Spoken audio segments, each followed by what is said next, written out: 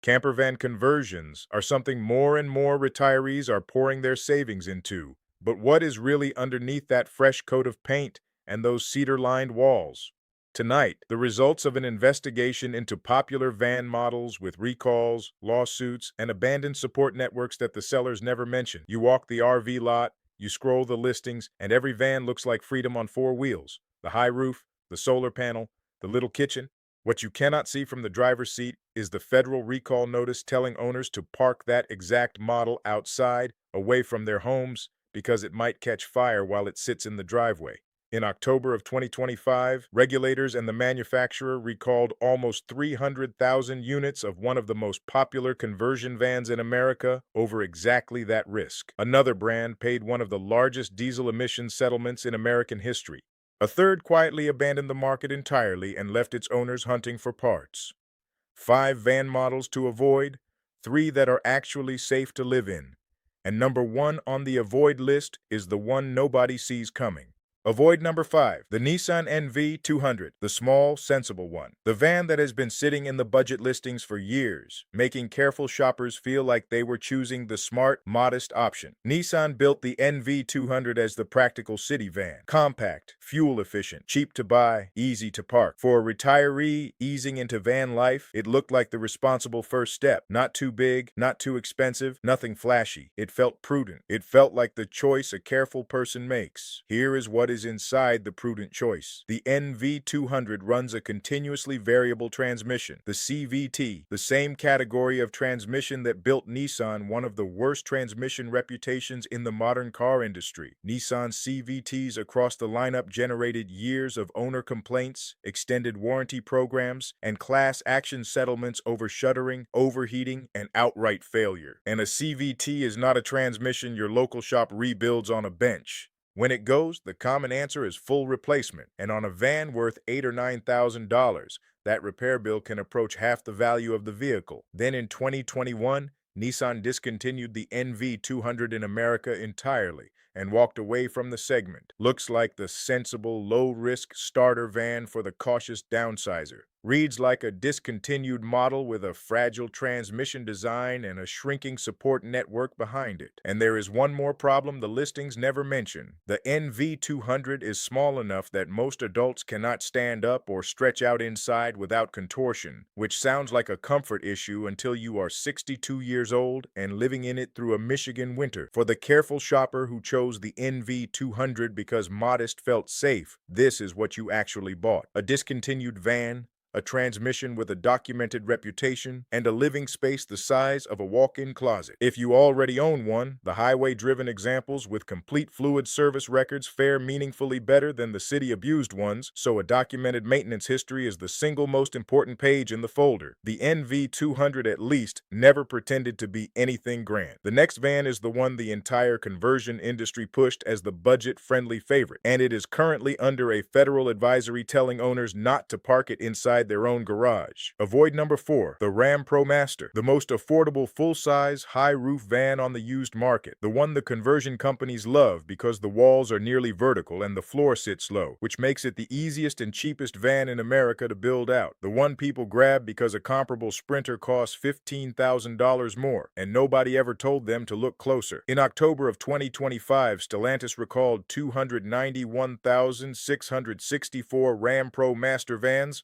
model years 2018 through 2026, because the radiator cooling fan module can overheat and start a fire. Regulators issued a park outside advisory. Owners were told to keep these vans out of garages and away from structures, and at the time the recall was announced, the fix was still under development. Buyers were doing VIN checks on brand new camper conversions on dealer lots and finding open fire recalls with no available repair. And that was not the first time. A 2023 federal recall covered ProMasters whose park pall might not fully engage, meaning a van left in park could simply roll away. That recall pointed at vans with the 6.2TE transmission, the same 6-speed unit that ProMaster owner forums have complained about for a decade. Looks like the accessible, budget budget-friendly high-roof van that proves you do not need Mercedes money to live on the road. Reads like a platform with a 250,000-unit open-fire recall, a documented rollaway recall, and a transmission with a long complaint history. Add front-wheel drive, which struggles badly once you load 2,000 pounds of conversion weight over the rear axle and point it up a snowy grade, and the discount starts to explain itself. The low purchase price was the only information most buyers ever had. For the couple who chose the ProMaster because the build quote finally fit the budget, this is what you actually bought. If you are set on a ProMaster anyway, run the VIN through the Federal Recall database before a single dollar changes hands,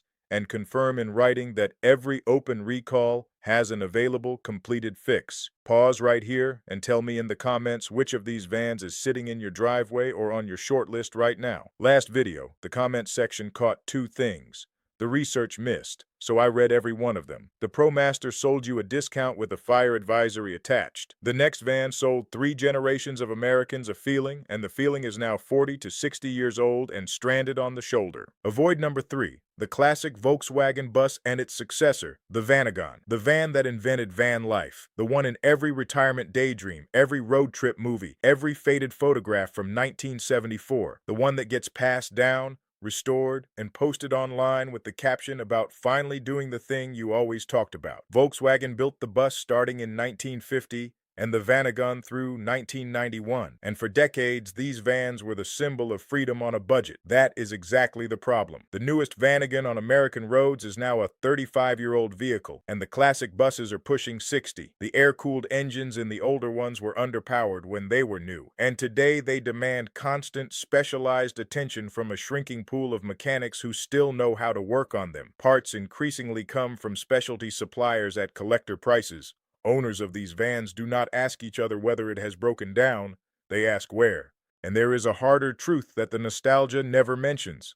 In a bus or a Vanagon, the driver sits at the very front of the vehicle with little more than a windshield and a sheet of metal between their knees and whatever they hit. These vans were designed decades before modern crash structures, airbags, or electronic stability control existed. Looks like the romantic, iconic dream van for the retirement road trip you promised yourselves. Reads like an aging collector vehicle with scarce parts, chronic breakdowns, and pre-modern crash protection, being asked to serve as a daily home. For the couple who bought the Westphalia because it looked exactly like the freedom they had been saving for, this is what you actually bought. A beautiful machine that belongs at weekend car shows, not 2,000 miles from home in November. If the Volkswagen dream will not let go of you, the later Eurovan from the 1990s and early 2000s is the less alarming choice in the family, with a water-cooled engine and a somewhat newer design, though it is still a decades-old vehicle. 60 years of trust, collector car fragility, and a driver's seat ahead of the front axle. The nostalgia was the product. The next brand is the opposite story. Not old and fragile, but new, premium, celebrity-approved, and carrying the most expensive repair bills in the entire category. Avoid number 2, the Mercedes-Benz Sprinter Diesel.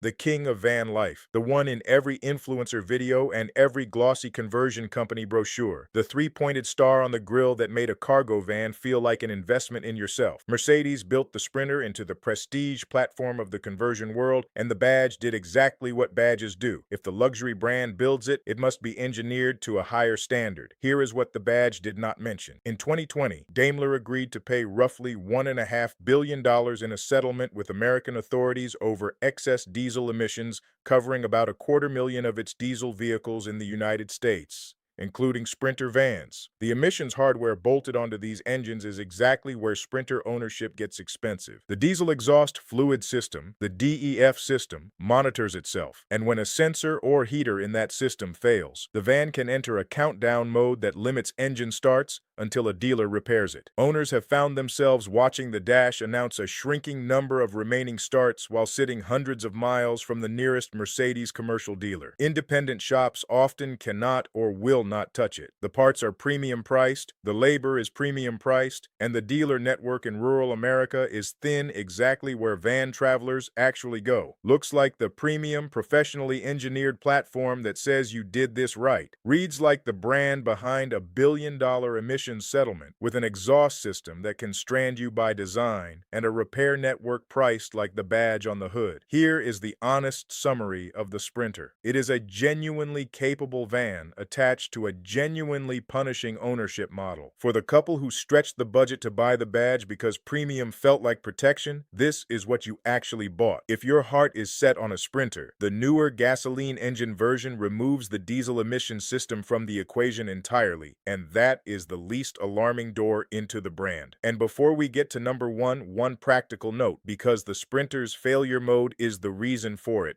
Picture the moment that actually matters. It is January. The van drops into limp mode on a mountain pass in Wyoming. The nearest dealer is 200 miles away and closed until Monday. Your diesel heater runs off the same disabled fuel system. The temperature outside is heading for 10 degrees, and a metal box loses heat fast. This is the part of van life nobody puts in the brochure, and it is why experienced van dwellers keep a dedicated backup for body heat that needs no fuel and no electricity at all. The one I keep behind the driver's seat is a TerraShell, an emergency thermal bivvy that packs down smaller than a soda can. You climb in, and the reflective lining bounces your own body heat back at you. So even in a dead, unheated van, you stay warm until help or morning arrives. It costs about what 1 hour of Mercedes shop labor costs, and unlike the wool blanket most people rely on, it will not soak through and turn against you. I keep one per person in the van, whatever badge is on the grill. If you want to look at the exact one I use, the link is in the description below. The Sprinter charges you at the dealership. The last van on the avoid list did something worse. It took your money, promised commercial-grade support, and then the company quietly left the country. Avoid number 1, the full-size Nissan NV. The NV 2500 and 3500. The one built on a truck frame, marketed as commercial grade, and backed by what Nissan advertised as America's best commercial van warranty. The van that plumbers, electricians, and fleet buyers trusted precisely because it was positioned as the serious, heavy-duty professional choice. Professional positioning felt like a safety guarantee. If businesses staked their livelihoods on it, surely a retiree could stake a conversion on it. In 2021, Nissan discontinued the entire NV line and exited the American van market completely. Nissan never built a successor, and no replacement ever came. The commercial-grade van with the commercial-grade promise became an orphan almost overnight. And an orphan van is a slow-motion problem. Body panels, interior trim, and model-specific electronics get harder to source every single year because no supplier keeps tooling alive for a dead platform with a small production run. Dealers deprioritize training and stock for a model they no longer sell. Resale values sag because the next buyer can read a parts catalog too. The one mercy is under the hood. The NV shared its V6 and V8 engines with the Nissan Frontier and Titan trucks, so the mechanical heart remains supportable. It is everything wrapped around that engine that becomes the scavenger hunt. Looks like the heavy-duty, professionally backed workhorse with the longest warranty promise in the segment. Reads like a discontinued orphan whose manufacturer left the market, whose warranty promise now outlives its support network, and whose owners trade salvage yard tips online like collectors of a dead brand. For the buyer who chose the NV because commercial grade sounded like the adult decision in the room, this is what you actually bought. A tough van abandoned by the company that built it. Go check right now. If there is an NV in your driveway or on your shortlist, price a replacement side mirror, a door handle, and a body panel for it before you commit to living in it. The quote will tell you everything the brochure never did. 5 vans, 5 different promises, the same decision made behind every single one of them. Put the listings down for a minute because you just watched the same movie 5 times with different actors. Step 1, an engineer designs a van that works. Step 2, the accountants and the marketers take over. The price gets optimized, the badge gets leveraged,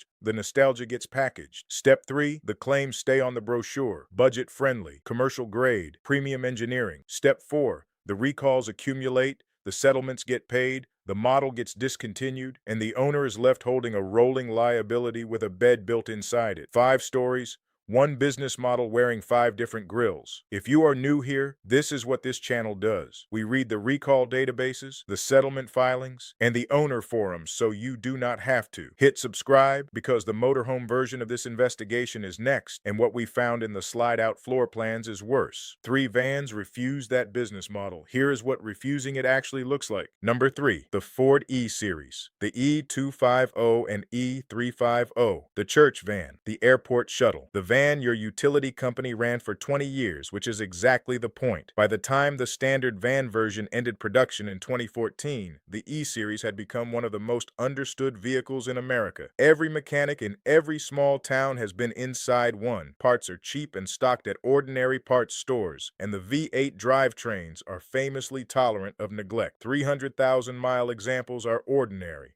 not exceptional. Now the honest part. The roof is low, so you will not stand up inside without an aftermarket roof raise. The fuel economy is poor, and the newest ones are now more than a decade old. It does not do everything. What it does is refuse to strand you, and it fixes cheap when anything goes wrong. For anyone prioritizing dependability over standing headroom, the E-Series is the honest recommendation, and clean examples commonly sell in the $8,000 to $18,000 range. The E-Series removed the drama and kept the drivetrain. The next van kept the reliability and added everything the E-Series cannot give you, including a roof you can stand under. Number 2, the Ford Transit, specifically the gasoline engine Transit, and ideally 2020 or newer, where the avoid list told you that a modern, high-roof, livable van meant either fire recalls or dealer-only diesel bills. The Transit spent the last decade proving that was a choice manufacturers made, not a law of nature. The Transit replaced the E-Series in 2015 and became the best-selling van in America, which matters for one unglamorous reason. Volume means support. Every Ford dealer in every county services Transits daily, independent shops know them cold, and parts flow through the largest dealer network in the country. The gas V6 avoids the modern diesel emissions minefield entirely. The high roof lets a 6-foot adult stand up straight, and from 2020 onward, you could order all-wheel drive and a suite of modern safety systems from the factory. The honest caveat, because every van gets one here. The earliest Transits, 2015 to 2017, had documented driveline coupling problems that triggered recall campaigns, and those early examples deserve extra scrutiny and a completed recall printout before purchase. Buy the newer gas van, and you sidestep the issue entirely. Reads like what the Sprinter promised to be, at 2/3 the running cost, and with a repair shop in every town. Clean used high-roof examples generally run in the $25,000 to $45,000 range. The Transit is the modern answer. The last van on this list is the old answer, and it has been giving the same one since 1996. Number 1, the Chevrolet Express, and its twin, the GMC Savannah. While every avoid brand on this list was optimizing, rebranding, discontinuing, and settling, General Motors kept building the same van on the same proven formula for nearly 30 straight years. The Express launched in 1996 and stayed in production into the mid-2020s with the same basic body and the same philosophy. Simple, rear-wheel drive, body-on-frame toughness, powered by pushrod 5, 6, and V8 engines that are among the most produced and best understood in automotive history. There is no exotic emission system waiting to count down your remaining starts. There is no orphaned parts catalog. There is a van that fleets, ambulance builders, and prison services ran for decades specifically because it refuses to die, and any mechanic between here and Alaska can fix it with parts from the shelf. The honest caveat: the Express is crude, the cabin is dated, the roof is low without a conversion top, and the safety technology is decades behind a new Transit. It will never impress anyone at the campground. It will start every single morning of your retirement, and when something does wear out, the repair will cost hundreds where the Sprinter charges thousands. Used examples span roughly $10,000 to $35,000 depending on age and miles. Every avoid van on this list has a recall, a settlement, or an abandonment the seller never mentions. The Express has been giving the same boring, unbroken answer since 1996, nearly 30 years. Same van, same result. You just watched 8 vans, a sensible little orphan with a fragile transmission, a budget favorite under a federal fire advisory telling owners to park it outside, a 60-year-old dream with the driver's knees as the crumple zone, a luxury badge with $1 billion settlement behind it and a countdown timer in the dash, a commercial-grade promise from a company that left the country, and 3 vans that just kept working while nobody was filming them. Bad luck does not explain a pattern that clean. The model does. So before any money moves, run the VIN through the federal recall database and demand proof that every open recall has an available, completed fix. Then price 3 ordinary parts: